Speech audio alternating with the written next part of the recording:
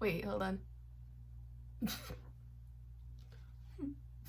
I can't even try to do it again. You know what I look like? I look like one of those sad clowns. Like, you know the ones that look like...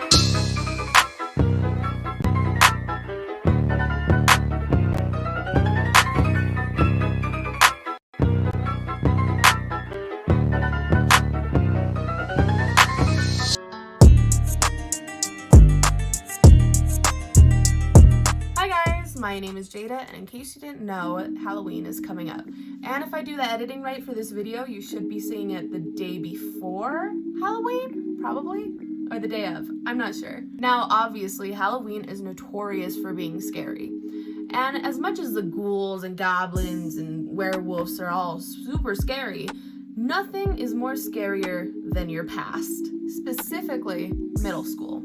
Now, in middle school, I was known for being the weird emo kid, and that didn't go without warrant. I was really bad. I used to be one of those emos that were fake deep and would always read those poems and think I was so intellectual, when really I was just dealing with shit. And since I was the weird emo kid back in middle school, I did weird emo kid things, which includes writing fan fiction. Now, I haven't been in my Wattpad in a few years now, so this is probably gonna take me a while. Why does Wattpad have so much security right now? It's a fan fiction website. Okay, finally, I got in. Thank God. Wow. Well, looking on this site, it is so weird. Continue reading.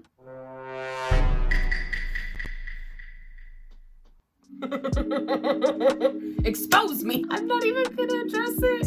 I'm not going to address it. I don't want to address it. So apparently, Wattpad remembers what you read. I swear to God, I haven't been on here forever. So apparently, I have a message in my inbox. And it says, "Hiya, sorry for bothering you. I'm an editor. Me and the writers are working on an amazing story. 92.9% of readers voted it as #1 paranormal story. We will hope..." What? "We still hope to learn the most." Wait, that's a period. Never mind. "We still hope to learn the most picky reader's opinion." Oh, so that was a sentence. They just messed up. "I can see that you have fantastic taste in books." They know I was reading fucking Game Grumps fan fiction. Oh no. Just looking at my Wattpad, profile, I just want to apologize to anybody that knew me back in middle school. I've changed, I promise. I'm just a normal teenager who writes a gay fan/regular fiction. I take suggestions for stories and also plan on writing fanfics, YouTubers, TV shows, anime, etc., furry stories, original, and so much more. Was I a furry? Oh, this is insanely embarrassing. You see, looking at the conversations, for some reason, there were a lot of people hyping me up. And if you read, the only book that they're mentioning is Always Watching, which is the book that I'm going to be reviewing. But I just want to say that these people who are hyping me up are simultaneously the nicest and the meanest people I've ever met, because they're hyping me up for no reason. Okay, so the book that we are going to be judging me on today is a book called Always Watching Creepypasta BXB. So apparently 7.2k people watched it and 231 people left stars. Oh shit! And it's actually number 358 in Jeff the Killer.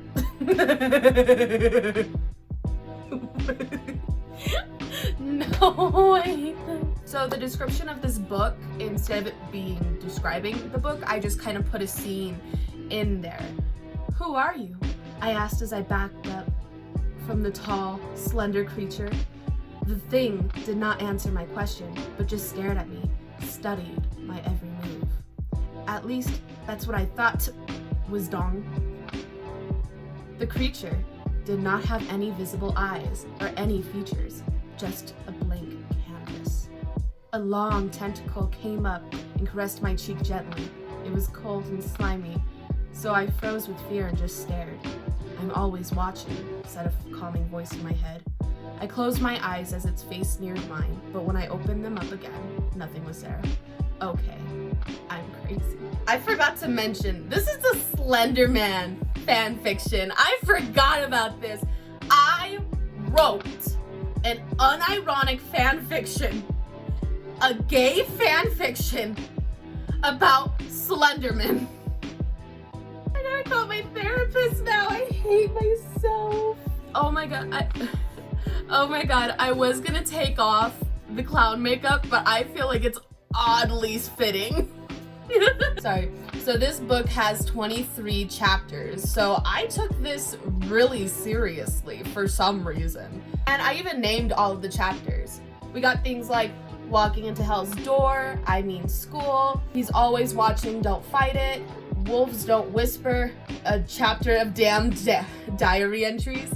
You can really tell by the end of it, I didn't want to finish this because I just kind of was bored with it at the end. Now we're gonna start off with the first chapter of the book, and our first chapter starts off with a diary entry from our main character, Chanson, which I think is a good thing because it kind of shows you what the headspace of the character is. Well, nothing special is going on today, like every day. I can't help but feel a little sad for the teachers, teaching and reteaching stuff we should have learned in the 8th grade. If I wanted to, I could stay home and still score higher than my classmates on tomorrow's test. Now, I already hate this character. I wrote him, and I hate him so much. For some reason, I equated making good characters by making them kind of full of themselves, but I made Chanson have an unearned sense of importance because he's supposed to be the main character, and I hate him for that. So after we get introduced to our character, he puts down the pen, and then he gets ready for school. Now, as he's getting ready for school, he hears his brother come into the room named Jackie. Now, Jackie is an 11-year-old boy, and I didn't know how to write an 11-year-old boy because I was a 13-year-old girl and I had no idea what boys were. I think Jackie's character is kind of not written consistently. And what I mean by that is that he is an 11-year-old boy, but he simultaneously acts like a 16-year-old edgelord as well as a 5-year-old. Like, for this as an example, Chanson, yelled a small voice outside my door. I'd recognize that cute little voice anywhere. My booted feet carried me over to the white painted door, and I opened it to be tackled by a young boy. My body laid on the ground with a 120-pound boy on me, laughing his ass off at how easy it was to knock me down. I feel sick, he asked with a pout. I smirked softly and placed a hand to his forehead to feel nothing. What's the real reason? I asked with a motherly tone. He shrugged lightly. Do I really need a reason to not want to go to that hellhole? See, I don't know if you could tell this, but I'm a girl. I also only have sisters, so I don't know how two brothers are supposed to act with each other, but I highly doubt that a 15-year-old boy would call his 11-year-old brother cute. But anyway, the brothers keep talking, and eventually Chanson is like, hey, all right, you can stay home from school, but you have to stay in my room only, and don't leave for any reason. Then Chanson goes on to explain to us as the reader that he doesn't trust his mother, going on to say that she wasn't an awful parent, but they rarely saw her. So that brings us into an interesting dynamic, because instead of Chanson just being a older brother to Jackie, he kind of becomes a father figure as well as a mother figure to an extent. So this is where we get introduced to the idea that something weird is happening. And we end chapter 1 with him going to school and hearing a little bit of static, but just brushing it off. So the two comments that I have for this first chapter is, I'm French, but I understand English, and your fanfiction is very interesting. Fuck up, Baba. Chapter 3 is just a very brief chapter explaining that Chanson woke up in the nurse's office and started walking home a little bit later in the day. Chapter 4 is called The Wolves, and it actually explains a little bit more of what happened to Chanson's dad and what also happened to his mom. So in this paragraph, I briefly explained that Chanson's dad was walking through the woods at night to go get firewood while his mom, being pregnant with Jackie, stayed at home. Suddenly, the dad goes missing and nobody really knows what happened. The mom is saying that he was taken by Slenderman, but we don't put a name on it yet. But Chanson thinks that she's completely insane, and since the cops said that he abandoned them, he would rather deal with that than what his mom thinks. But anyway, he's walking home and all of a sudden he hears whispering. Now, in this chapter, we also get our first glimpse of Slenderman. Now, he only says a couple of things, calling out his name and then saying to make it easy for his mother, and then saying, you can't hide from me forever, baby boy. We had a deal.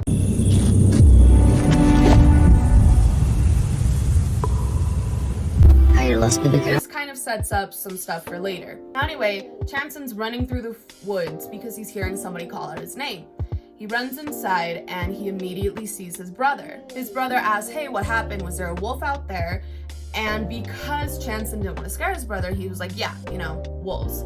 So they proceed to have dinner and Jackie ends up going to sleep on the couch.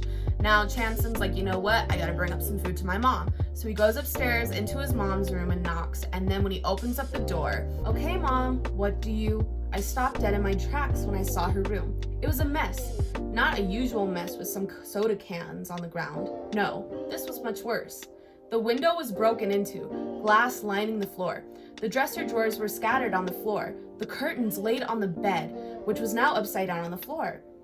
But what scared me the most, what made it clear that we had to leave this place, was scratched on the wall. It looked like it came from a knife, making 5 words that would scar me for life. I'm coming for you, Chanson. And I leave it on a cliffhanger because I'm so talented. So chapter 5 starts off where we left off. So this is the only chapter that I think was written kind of well, at least for me being fucking in middle school. So Chanson ends up going into his mother's room after seeing what was written on the walls and asking his mom, hey, what's wrong? She starts whispering and cowering in the corner, saying, it's all my fault. It's all my fault.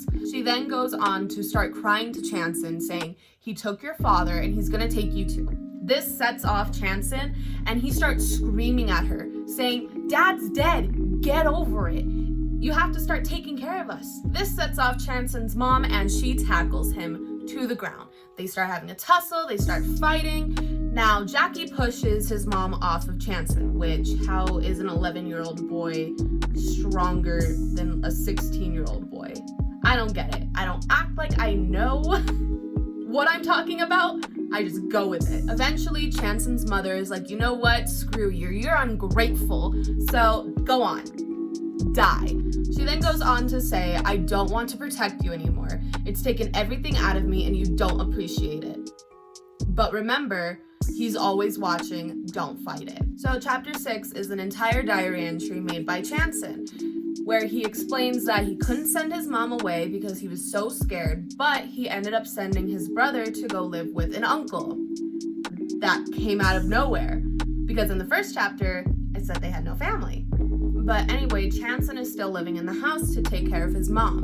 Now, she has been screaming in the middle of the night, having night terrors, and sleepwalking. She will travel right into the woods and have Chanson come and bring her back. Now, this is also the chapter that Chanson finds his father's old diary, and he decides to put it away so that his mom can't find it. So I skipped a couple of chapters, but basically what has been happening is that Chanson's been having nightmares about his mom hurting his little brother, and he ends up getting up one night to go and find her while she's sleepwalking. She usually sleepwalks in the woods, so he's going to go find her. But this time it seems weird, and the description that I told you guys at the beginning of the book, this is where the scene happens, where he finally sees Slenderman, he flips the fuck out, and he, again, passes out.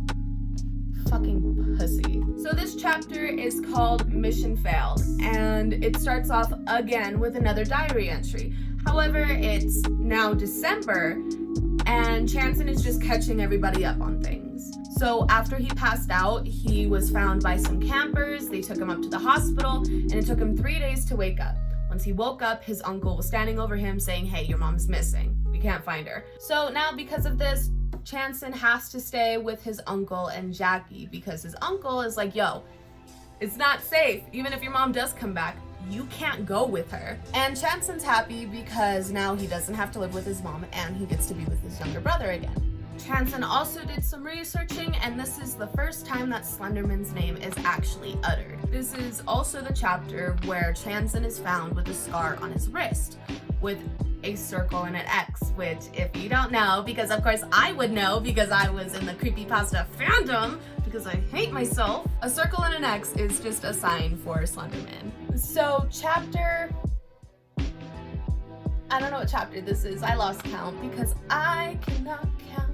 So this chapter is called You Don't Know the Half of It. Anyway, Chanson and Jackie, they then go to their uncle's house and lay down. And when Chanson notices that Jackie's asleep, he ends up looking at the diary that his dad wrote. So this chapter only shows 2 diary entries from the father. It doesn't explain much, but it does say that the dad bought the house that they were living in and he was repairing it, but he also feels like he's being watched. This is when Chanson has the idea that maybe Slenderman has been stalking his family generationally. And the chapter ends with Jackie asking Chanson, "Hey, what are you looking at?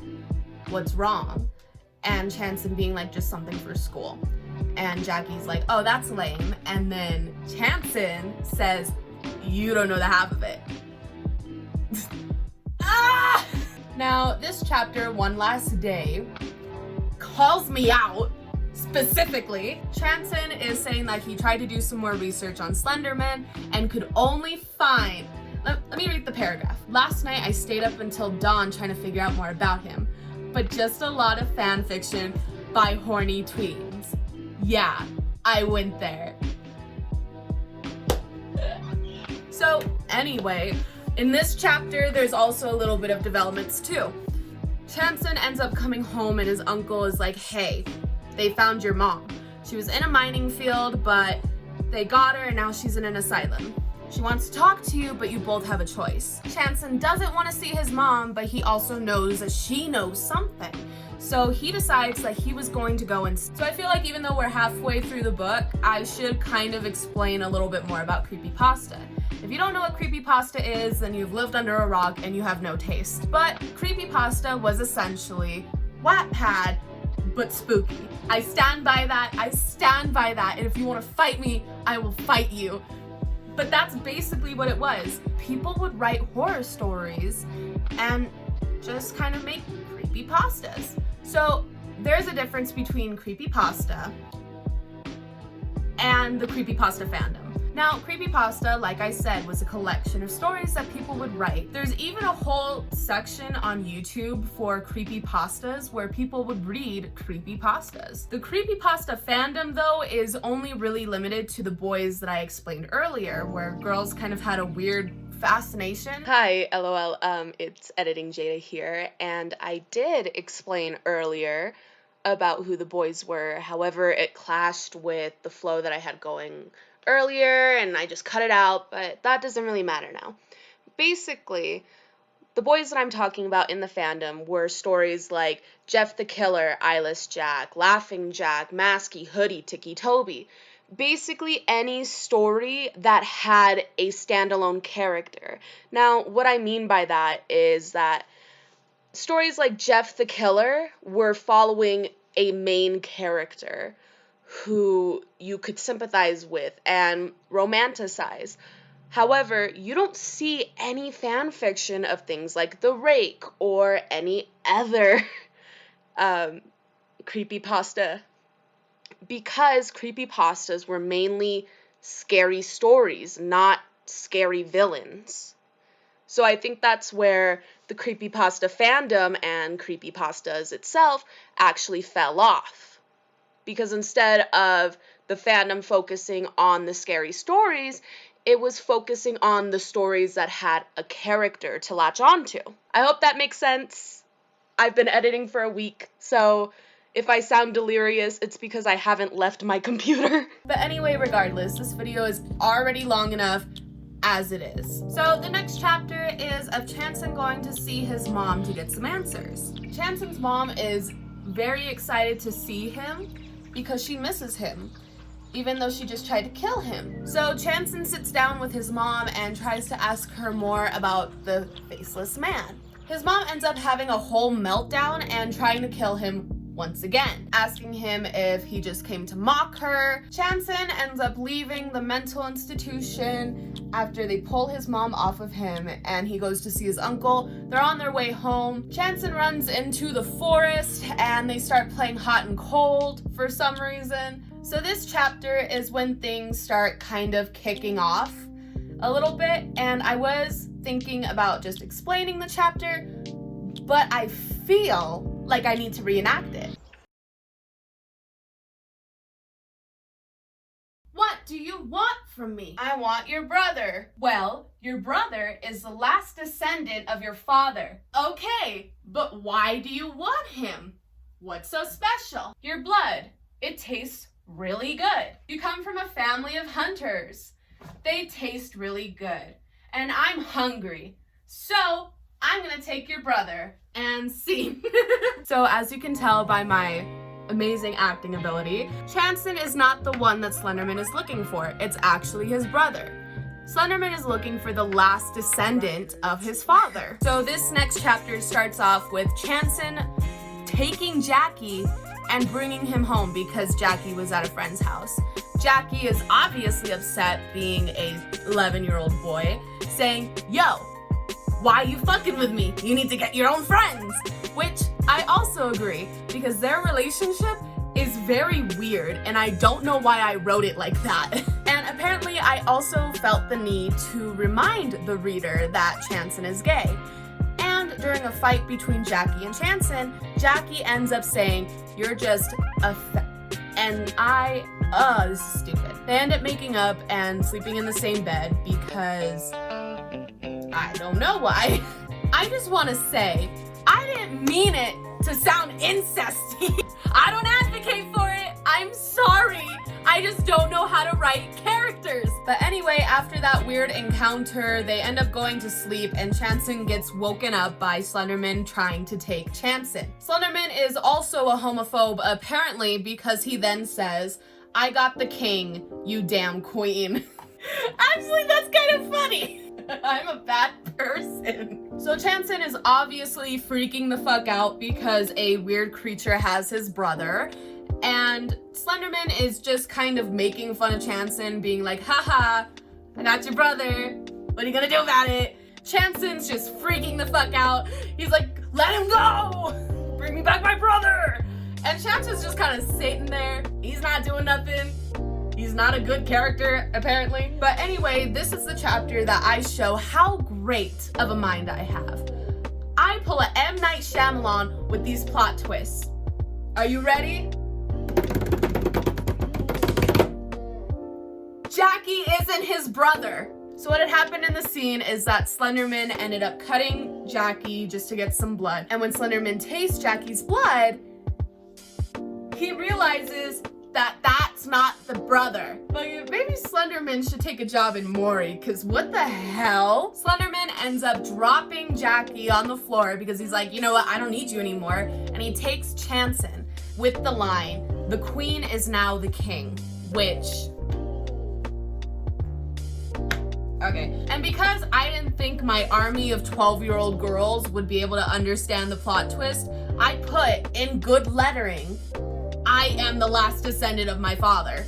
I even put in brackets, "If you don't get it, Chanson's mom had an affair and Jackie is his half-brother." And I don't know if I just knew that my audience was 12-year-old girls and they just probably wouldn't understand the nuance of how smart I am, or if I just didn't write it right and I had no confidence. So anyway, this next chapter is called "Living for the Same Reason That You're Dying."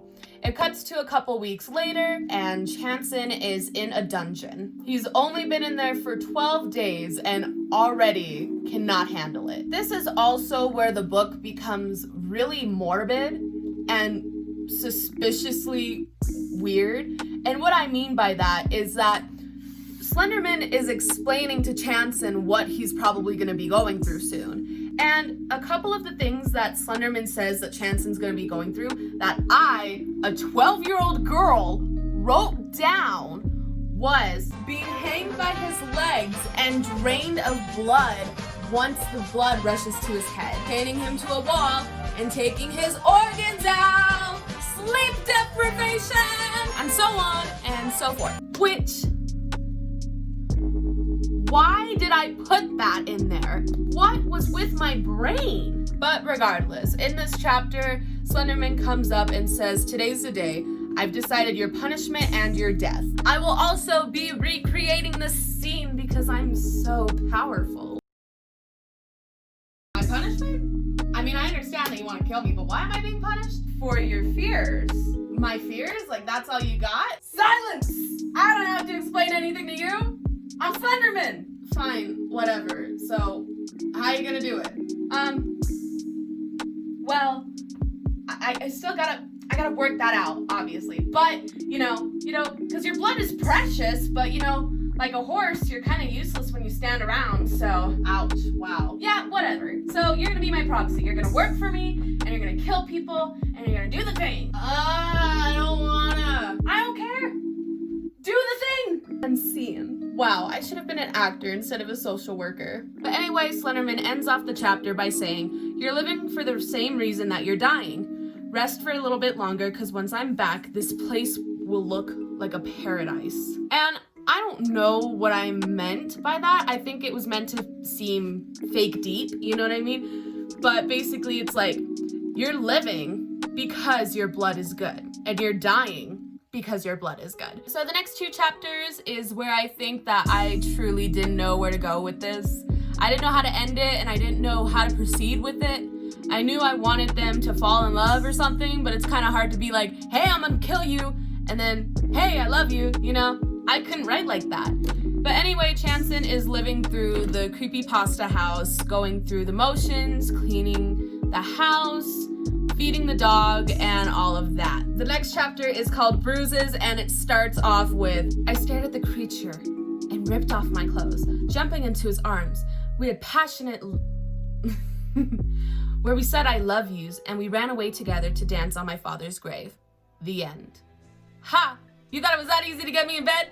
You fool! Yeah, so this chapter starts off with a fake out, and it actually explains why it would be an awful idea for Chanson to start going out with Slenderman. Chanson even brings up some good points, saying, "He killed and terrorized my family for thousands of years, made my mother become insane looking for our missing father, made me find out that my brother was only my half-brother."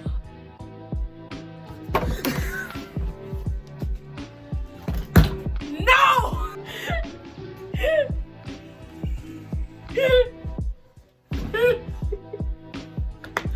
I hate this. I don't want to talk about it. I don't want to talk about it. I hate myself. I am proof that bullying worked. I am proof that bullying worked because I would never write this. Why did I write a gay sex scene with Slenderman? Anyway, wow, never mind. I thought this was gonna be a fun video, but no, apparently I made a sex scene with Slenderman. I won't be reading the sex scene because I have respect for myself. Now I have respect for myself, but I will be reading the last thing I say in this chapter. However, when all the commotion was happening, I noticed that Slender kinda had a little extra friend in his pants, except his friend wasn't all that little. If you knew me back in middle school or high school, if you knew me up until yesterday, this morning even, I am so sorry. What's the next chapter? I just want this to be over. I've been filming for 2 hours. I'm just gonna skip. So I skipped a lot of chapters because I didn't even want to read it. I don't want to prolong this. I want it to be over. So the last couple of chapters, Slenderman has slowly starting to fall in love with Chanson because apparently they're a match made in heaven. And because Slenderman has been falling in love with Chanson, he decides to let him go, bringing him back to his uncle's place. Chanson goes up to the door and tries to find his family. Jackie ends up coming to the door. Jackie looks different. He has blue dyed hair because, you know, trauma makes you dye your hair. Jackie doesn't believe that his brother is real, saying, you know what, I finally got my meds right and you're back again, so what the fuck? And Chanson is like, yo, I am real, you know, I'm your brother, but we have to go right now. So Chanson starts packing up everything. He's trying to get out of the house because Slenderman could be coming back. But as Chanson is looking for his own bag to pack, he realizes that nothing of his is in the house anymore. Chanson's like, yo, where the fuck is my shit? Jackie ends up saying, yo, you've been gone for 3 years. I threw it away. With the realization that he's been gone for 3 years, Chanson's like, okay, well, fuck, fine. Jackie ends up saying that the only thing that he kept from his brother was his diary. Chanson ends up taking his old diary that he had and asks for his father's diary that he left there. Jackie ends up saying that they threw it away, and this is where Chanson loses it. He goes up and attacks Jackie, saying, how could you do this? This is our father. What's wrong with you? Chanson raises his hand to go and smack him when he looks into Jackie's eyes. In his eyes were fear. Genuine fear. The kind of look I tried to keep him from. The kind of look he had when he saw our mother trying to me. And the same look I will always see in his cold eyes. I can't take him with me. I'm a monster. I'm Slenderman. Chance, with this sudden realization that he cannot be the brother that his brother needs, and he can't protect him anymore, he decides to run away once again. It starts to rain and Jackie runs into the forest once again, and suddenly he sees Slenderman. So they start talking and Chanson is like, I don't really care anymore, like kill me, don't kill me, I don't care. Slenderman just says, and why so? Do you finally realize that you're a monster? Once again, Chanson loses it. He's freaking out. He's like, just me. And during this existential crisis that Chanson has, he looks at Slenderman's shoes and starts roasting Slenderman. Chanson looks at Slenderman, dead in his eyes, unprovoked, and says, where'd you get your fucking shoes from, dude? Bigfoot? And this is when Chanson gives up all hope and just lives with Slenderman. Now, finally, we are in the last chapter. Now, the last chapter, I didn't know how to end it. I did not know what to do, and I even put that I only made this chapter to be a cute little chapter and not to really go with the overline story. But this chapter is called Aftermath. Now this goes into Chanson's life after he lives with Slenderman, and Chanson completely does a 180 and is just completely insane. He's been with Slenderman for 3 years. He has become a machine for, you know, Chanson has been living with Slenderman for the past 3 years and has become a trained assassin, basically. It also says that Chanson does hold a grudge against his brother and completely changes his ideology to thinking that his brother betrayed him. Sorry, my mom texted me. Don't text me, Mom, I'm being weird. So anyway, Chanson goes back and tries to Jackie, but he realized that he couldn't because, you know, that's his brother. So then he decides to his girlfriend instead. I also hammer in pretty hard that Chanson and Slenderman are together, like an item apparently, with the line, being my master and lover.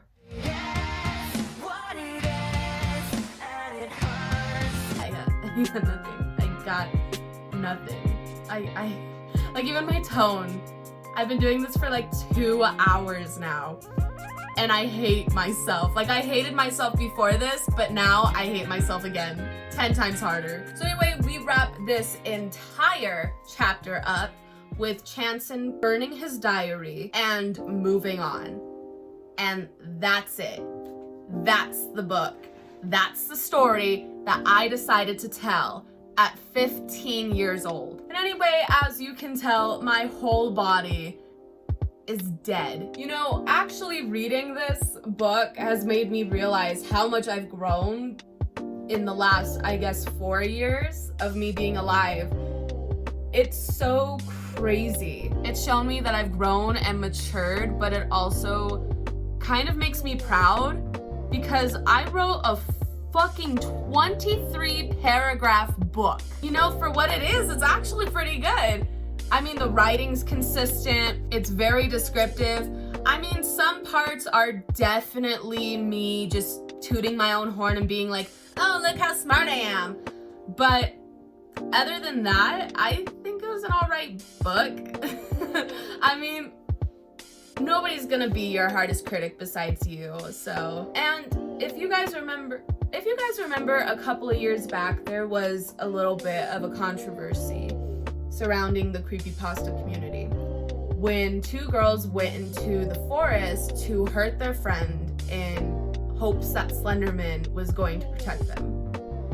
Now, I don't know if this needs to be said or not, but I, much like most of the community, we never believed that any of this was real. Like, of course we hoped that there was a mansion full of super hot guys that were all edgy and shit, but nobody really believed that. And honestly, the creepypasta community was just a way for girls to be girls. I do find it interesting that there is a lot of creepypasta fanfiction written by young girls. And what I mean by that is that there's such a weird dynamic that you have because creepypastas are murderers. They're supposed to be bad. But when a 12-year-old girl is telling her story, she sometimes focuses on that, but she also is balancing out this love triangle, which is something I couldn't do. I just wanted to write a creepy story, but I ended up getting caught up in the fan fictionness of it. So I don't know, I think it's an interesting dynamic to see somebody write love and horror in the same thing. I don't know, maybe it's just me giving too much credit to the community and myself and trying to make myself feel better. I just want, if anybody ever read my book before this video, even now, like if you want to go read it, I mean, I'll leave a link in the description, that way we can all make fun of me. But thank you. Like, you guys really tooted my own horn and made me feel really welcomed in a community that I had no part of being in. Now, this isn't the only book that I've written. I've written, I think, 2 other creepypasta fan fictions in my life, but not on this website, on another website. So if you guys want to see that and let this be just kind of a mini series of me making fun of my writings, then please do let me know, because this was fun as hell and I hate myself. So I have no shame. You guys have a good one. Bye.